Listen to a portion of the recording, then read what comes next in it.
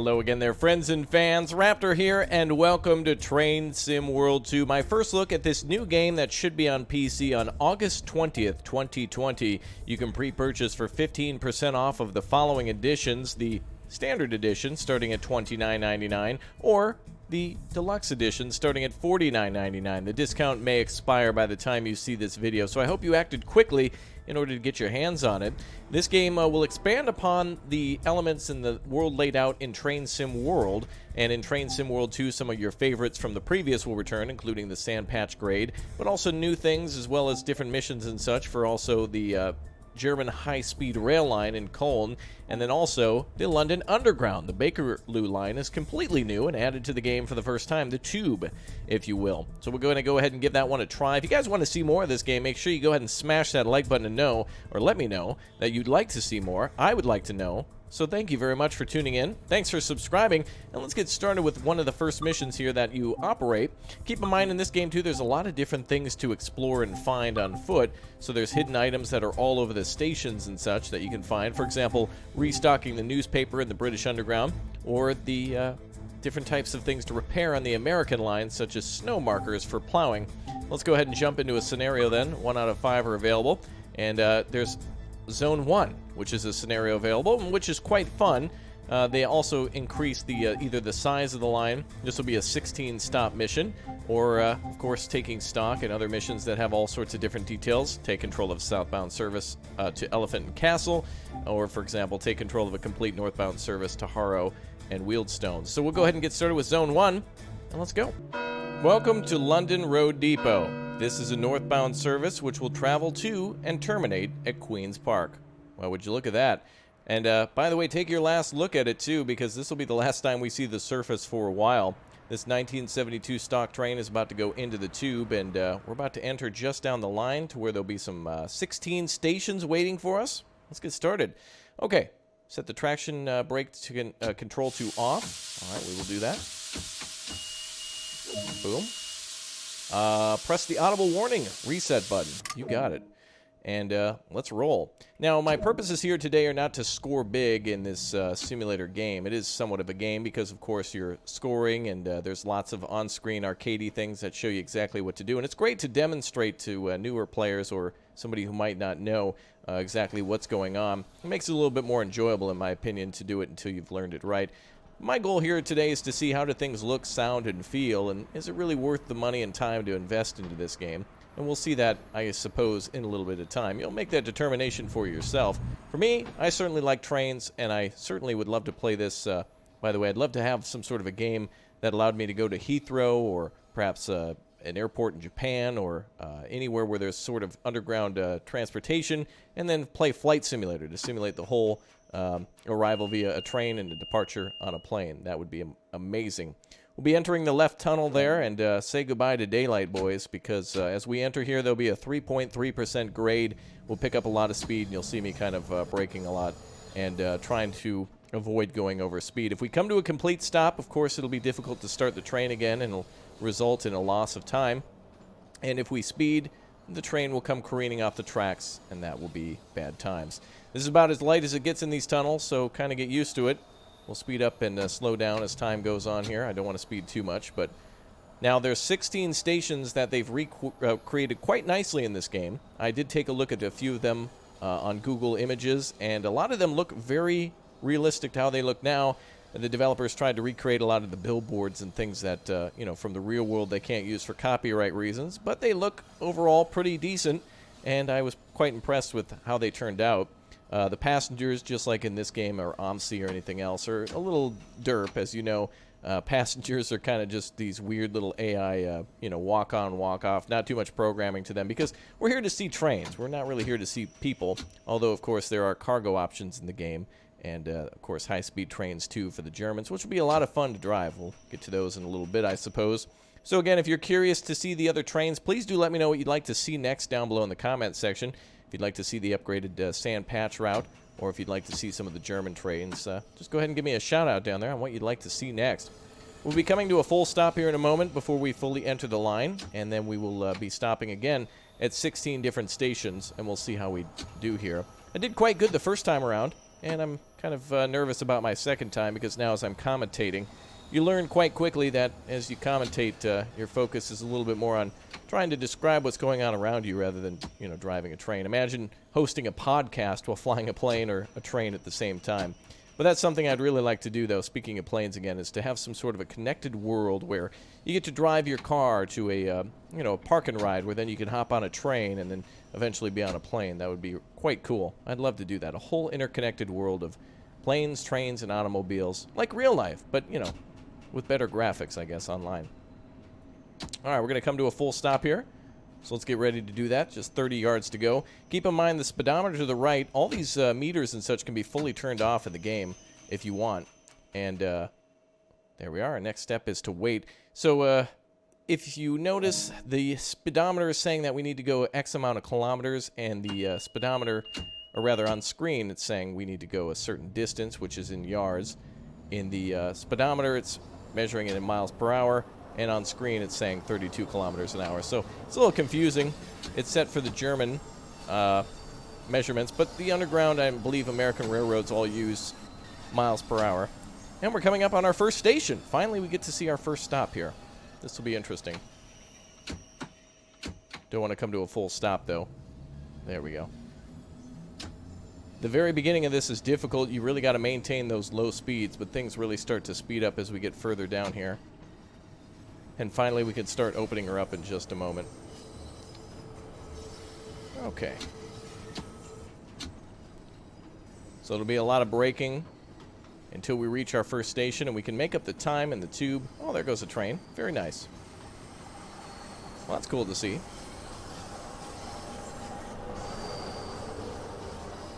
All right, we're about 500 yards away from the next stop, so we're going to try to pick up speed. And we are running a little late. And that's something you got to keep an eye on to get higher AP, which is your overall score in the upper right corner, which you can then compete against yourself or other players in order to come out as top dog train driver. The interiors look quite good as well. We'll be pushing some of the buttons here manually in just a little bit to get the feel of what it's like to stop, open the doors, and then eventually head out again. We'll be stopping at Waterloo. That'll be our first stop.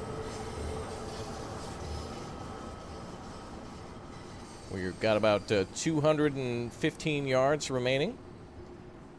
And we're not going awfully fast, so we'll eventually come to a very coasty stop. It'll feel a lot lighter than some of the other ones. Look at that station. Looks really good. They've done a good job with that. All right, we'll initiate braking procedures.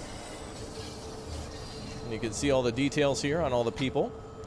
All the signs and all the doors and chairs and things like that. Looks pretty good. We can actually get out of the train here. There's bonus things to fill up, like, for example, newspapers and whatnot. That's pretty cool. And we come to a stop right here. Okay, let's go ahead and open the door on the right, and we'll load with passengers. Unfortunately, we can't see outside the train without going, you know, outside the train. So the only way we can get out there is by opening the door, which is a little, you know, kind of distracting to do that.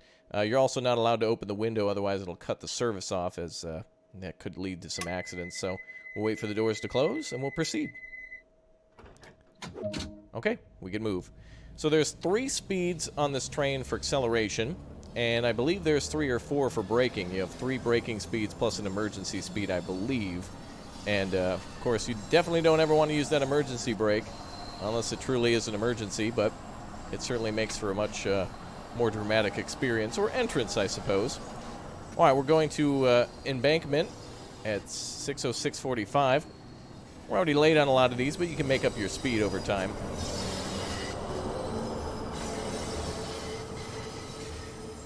Pick up speed now as we enter parallel speed. And I think a setting higher than that is plaid.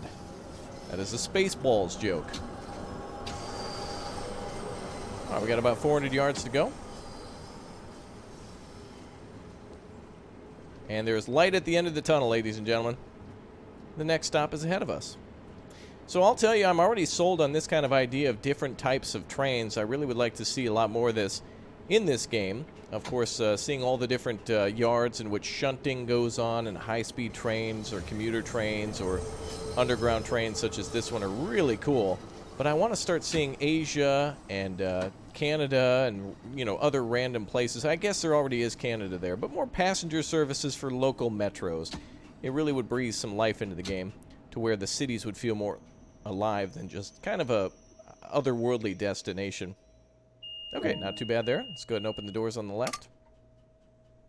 And now this mirror here should allow us to see everything on this side of the train, but I don't believe it's functioning. But there's also TV monitors at some of the other stations that have cameras that'll allow you to see all the doors for safety purposes.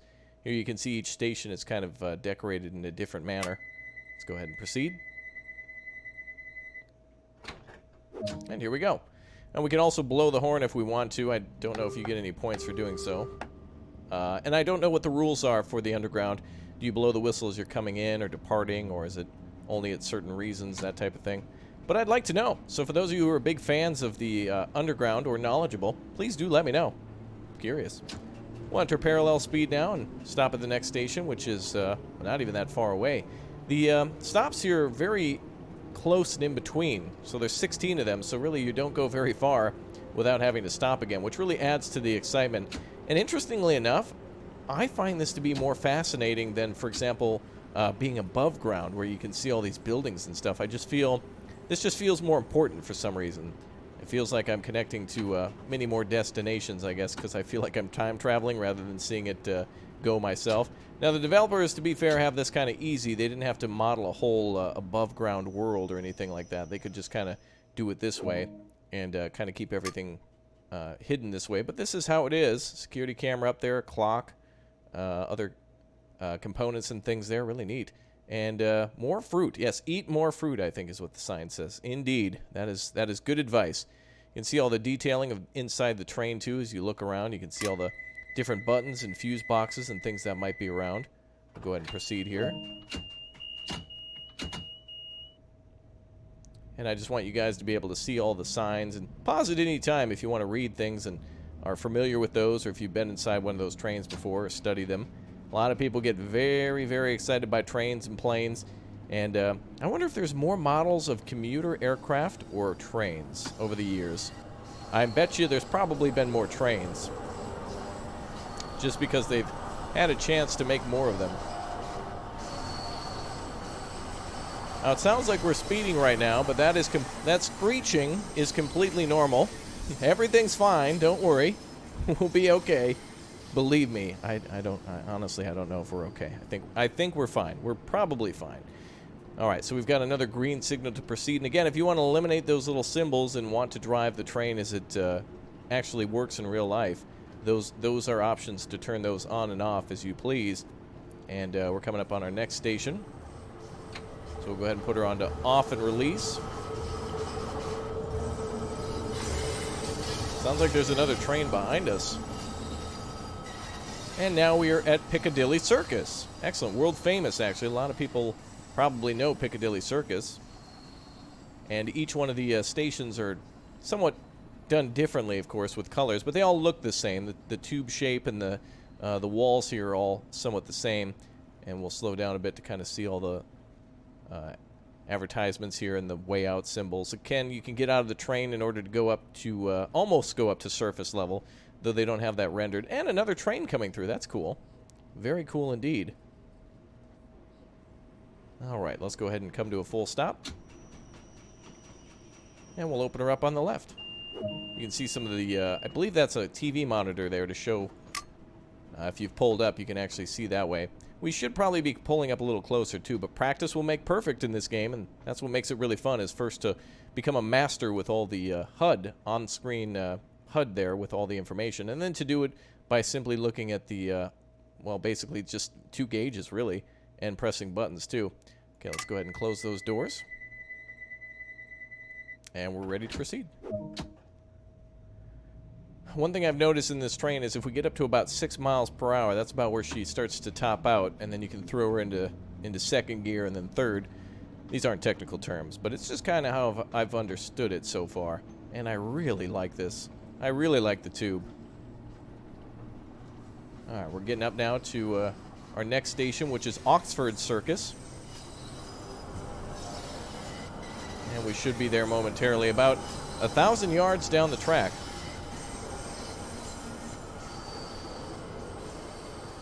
The sounds are quite good. I believe I heard in a developer interview that they were not able to capture the sounds in the conventional methods of actually going to the tube, both because of the current world situation, which I can't say due to the algorithm, but also because of essentially it's just difficult to capture. When you get all that sort of echoing in the tube, it kind of distorts the sound more than what the human ear hears it, so it has to be kind of captured in an external way and then modified in order to make it sound like you're actually in the tube. We'll go ahead and pick up speed now to looks to be about 32 miles an hour, and we'll then start coming to a stop here shortly. All right. Wow, look at how detailed the track is. It looks good. You can see wires running across here. Now, we do have our headlights on, and it is a little difficult to see, which you would imagine in a tunnel like this. I've always wondered why they never put lights in tunnels like these, and I don't know exactly what the answer is. Maybe to conserve electricity. I guess if you think a bunch of tunnels that are lit that don't need to be throughout the day, it's going to use a lot of energy. So there's no real reason to do it, except for here, for safety reasons, where people will be walking. Now, again, remember to mind the gap. I also heard in the developer's interview that there's not the mind the gap prompt. I think that might be copywritten by whoever might, do the voice acting for that. If there's various people who do it, just kind of like how in New York there used to be cabbies that would have audio tracks play whenever you'd get into a cab to tell you more about New York City. Okay, so we have here the TV monitor that I was speaking of, valve reset, and other buttons here too, by the way, if you're curious to see. Let's go ahead and shut those doors and continue on. Okay, let's proceed. And there we go.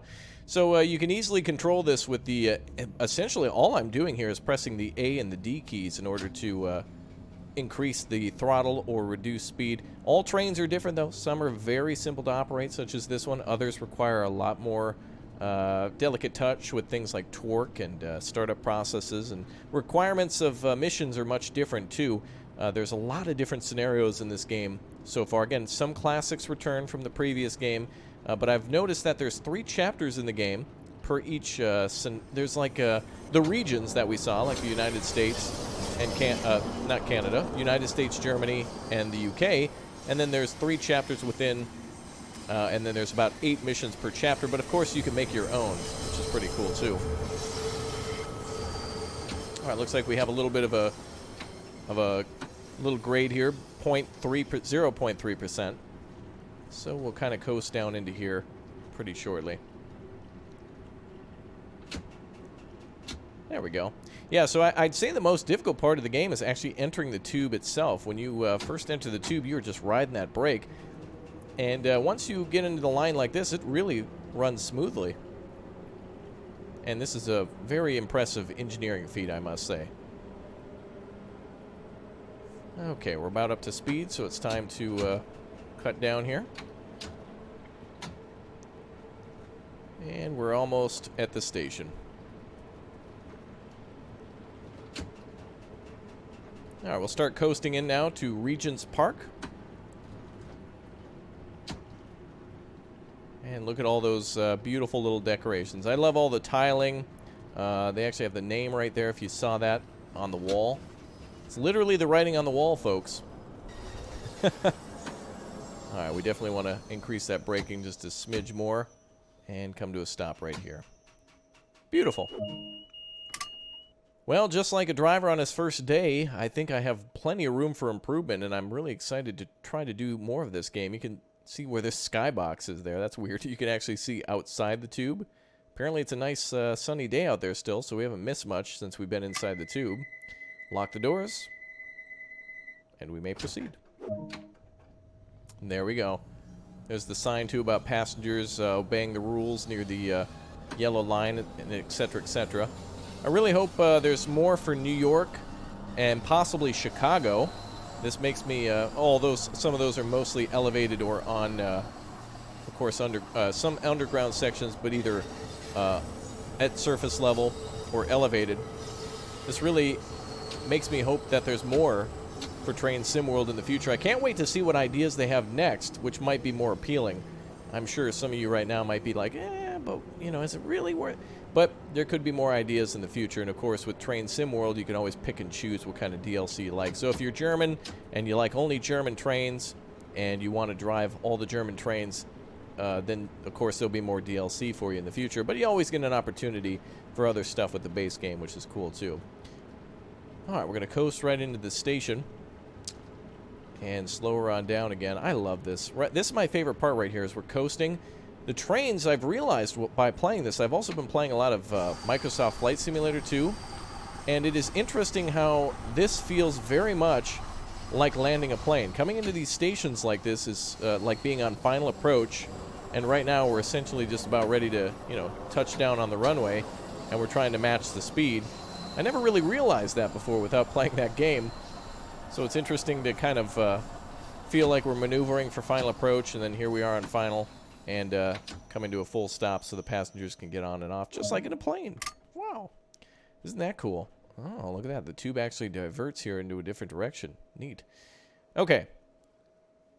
More signs here. Let's see. Telephone emergency, in extreme emergency, discharge, SCD and detain. Oh, what? What? Okay. Let's go ahead and close the doors.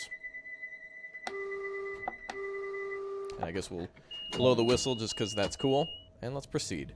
So this is definitely a good relaxing game. You do have to pay attention, but I don't think there's anything really different from the previous games where it makes it more challenging or unwelcoming. In fact, I'd say there's more. They probably learned from feedback from the community. Here's a few things to get more people into it. Because, of course, what do we want with all of our hobbies? Well, most of us want more people in our hobbies, more people to share music with, more people to talk planes with, trains and automobiles. It makes things fun. So to include younger people or people like myself who are older than the average gamer but not actually, you know, having any knowledge of trains, this is a good opportunity. And of course, it's a great opportunity to learn, improve your skills, and become better, and challenge yourself, and then challenge your friends. Because nobody can brake better than me. Not in this game. Alright, we're at Marylebone? Interesting locations I've never heard of. Essentially, only seeing Piccadilly Circus before, and also Queen's Park. I've definitely heard of those two as well. Alright, we'll come to a stop. We should be able to see that TV screen there. And, oh, would you look at that? Open doors left. So this is minimum braking that I'm using. There's 2 levels for minimum brake, and then there's normal and maximum brake. So we don't necessarily need to use that level.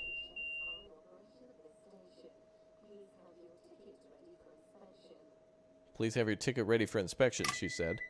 Okay, on to the next station. Another light at the end of the tunnel. So we don't have to go very far for this one. And it's also an incline, so we better turbo up as quickly as possible. Not too bad, just running a few minutes late. Luckily, we're not a half hour to an hour late. British people who watch the channel will always talk about whether I'm doing flight or whether I'm doing trains. They'll always pick on British Airlines or whomever who might be in control of the trains for always saying, oh, well, you didn't do the best, but you're better than they are. So that's good. That's a compliment, right? I like it. Okay, we're going to coast into our next destination and start braking a little bit. Love these. These large open areas are really cool. It lets you know exactly how small the tunnel really is once you're heading into it. There's no need for a lot of extra room.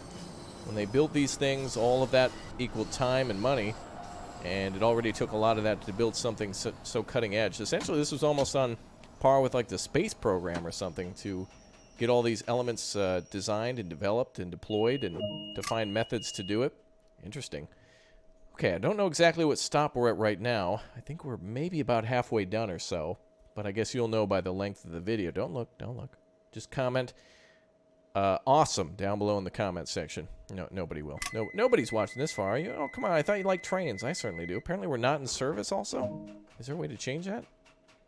Hold on, let's see if we can do that. Ah, we're going to Paddington Bear's house. We're going to Paddington right now. Destination not in service. I guess... Oh, we can actually do that as we go along. Waterloo, Paddington. Oh, you can actually do it as you go along. So, a secret that they don't tell you. Secrets that Train Sim World 2 doesn't want you to know. We're going to Paddington now. I guess that's a little extra bonus thing if you want to do that. But to be honest, I don't think people really go by what the train says as much as they go by the signs. Because once the train is arriving and it says the next train is going to Paddington, nobody's confirming it on the top of the train in most cases. At least I never have with any of my friends. It's never steered us wrong. Alright, 32 miles an hour up here. Or kilometers, actually, so that's going to be a change in speed anyway before we hit the station. Coasting right in, feels good. Here's the direction selector, by the way, too. Something that you don't really have to touch until your actual initial training in the game. There's a small training section, and you don't have to worry about it too much.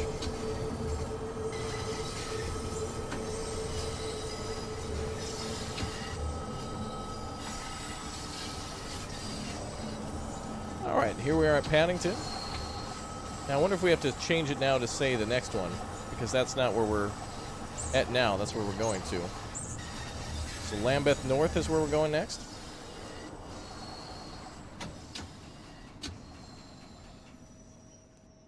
Good, and let's get ready to open those doors. And there they go. Wow, it's not, wow, that's actually very bright down there. There must be some sort of lighting, some other construction going on down there or something. Oh, you know what? Actually, we can turn heaters on and stuff. This is kind of neat that you can interact with this stuff. In Flight Sim World, or rather in, not that game, in Microsoft Flight Sim, usually it'll just say inoperable. But, I guess that always serves a purpose. Here it's just kind of, you'd never be able to know whether or not the temperature was on or whatnot. Let's say it's a kind of chilly day. There we go. But it is cool that you can interact and change around, mess around with stuff that doesn't really do anything. It doesn't speed up the train. It doesn't do anything for the passengers. It's just kind of fun to flip around and do whatever you want. Okay, let's speed up. More immersive that way, though. Nice to be able to have an extra switch to flip, even if it doesn't do anything. This game is running really beautifully. A little chug back there, but honestly, the frame rate is just solid. It is only just rendering a tunnel, to be fair. But I guess if you were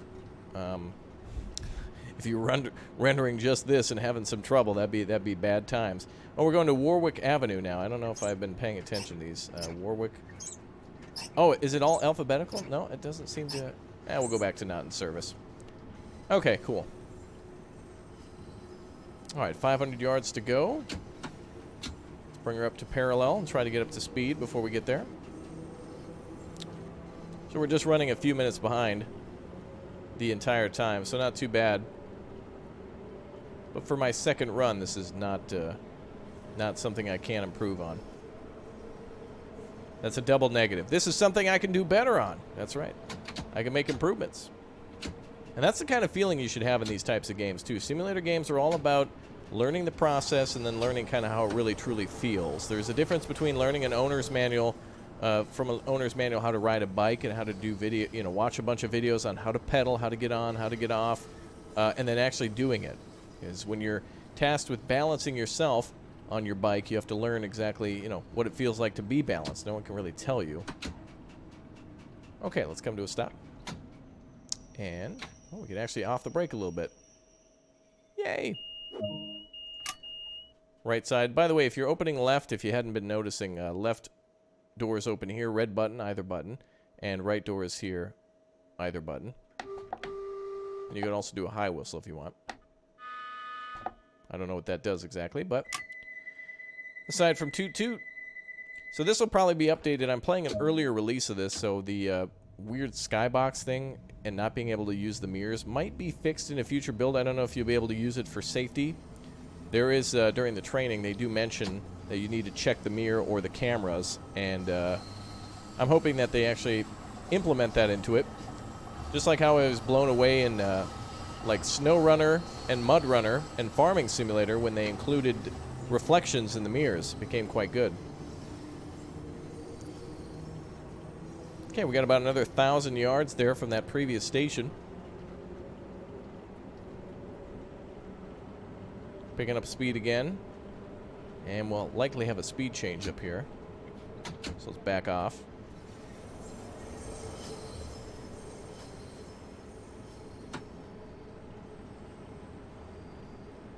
nice and smooth now, nice and calm.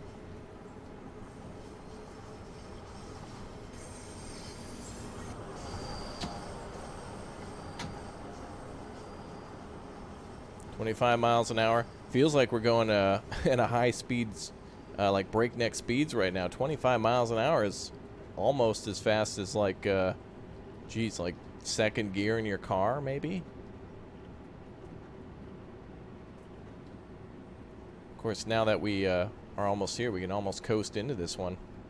Nice. All right, so this is Maida Vale. I believe is that the pronunciation. I don't know. I just love these stations. They're all different colors. They're all really reminds me a lot of Stockholm's metro as well. There's a lot of different stations that are more customized, but they all kind of have the same look and feel to them. But they're very custom, but they're also very much the same. And I guess that's what you want on a metro system, because then people can learn how to use it and where things are and how to get around, and also you want each little town or each little city or whatever to have a individual feel, so that way they can say, this is our station. That really looks cool. I love this. This is so neat. The smaller tunnel within this larger space like that, I don't know. I'm just enjoying this. There's nothing wrong with that. All right, let's proceed. Okay, Kilburn Park is next, and the final stop will be outdoors. So once you see the sky, you'll know that we're on track to Queen's Park, and that'll be the end of the line. Now, there are different lines here, so it is just, as they mentioned before, at the very beginning, Bakerloo, but there's plenty of different options for timetables and destinations and limited expresses and other things like that that they bring up in random scenarios that just challenge things and mix it up a little bit to keep it more fun. Might not necessarily be realistic, but it is cool that they've kind of made some scenarios to try to, you know, keep things alive. And of course, you can just do the timetables any way that you want. Like, for example, 2 times 2 is 4. Oh, no, not those timetables. I mean, you know, the ones where it's like, oh, I'm going to travel from here to here at this time, and this will be the weather. Except it doesn't affect you too much in the underground, of course, because you're underground. And that makes sense. But if you want to do sand patch grade or the high-speed German rail in a snowstorm, you can. All right, Kilburn Park at 6:27. And we're at 6:30. Hey, I think we're making up some time. Oh, 6:31. That's all right. Wow, this is really cool. I really want to see Stockholm, and I'm sure Oslo has its own underground metro like this. Really more of a metro sim, although we are on trains, but whatever. I'm enjoying this. I don't know. I like it. Okay, open the right door. Is there a way to see that? Did all of them have the clock? Oh, they all have different things to them. Like, for example, cameras here, or the mirror. At least the mirror actually reflects accurately the interior of the station, so that's good. Some of them are working, some of them are not. Also, did you see the chair? It's got like the... Is that called the London Eye, I believe? I think that's what that might be. Whoa, cowboy. Gotta close those doors. Holy crap, good thing they put in safety... They put in safety features for when YouTubers would make videos on the imaginary line that doesn't exist. Or at least it exists, but this is fiction. This is not real. I know. Let's see. Do not lean out of this window whilst the train is moving. Window must be fully closed to obtain forward movement. Yep. Can't open that window unless you're fully stopped at a station. I believe it'll cause a cutout that'll stop the train in its entirety. Okay, Queen's Park is next. This will be the last stop on the line. Thanks for joining me, guys. I've really enjoyed this so far. And I want to try to do more on the underground, but also the other options for the German high-speed rail and the intercity express. I think that's new to the game as well, which we will cover in another video. So if you're interested in seeing that, I'll do a whole nother video on that and reintroduce the game again, talking about the underground and also, of course, the sand patch grade and the German trains. And so if you're interested in knowing more about that, please do subscribe and turn on the notification bell. Set it to all so you don't miss out on all the notifications for the future showcasing of stuff. And we're outside again. I can't go external camera yet, but it is nice to see a beautiful sky. Beautiful blue day. And a few clouds in the sky. Perfect for flight sim. Still can't go in the external camera, though. Oh, we gotta slow her down there, cowboy. Oh, actually, that's pretty good. Oh, there we go. We can finally enter third person, or external cam. Nice. I think we should be able to do that a little earlier, but... oh, well. Cool. And here we are at Queen's Park Station. Very nice. Not too bad.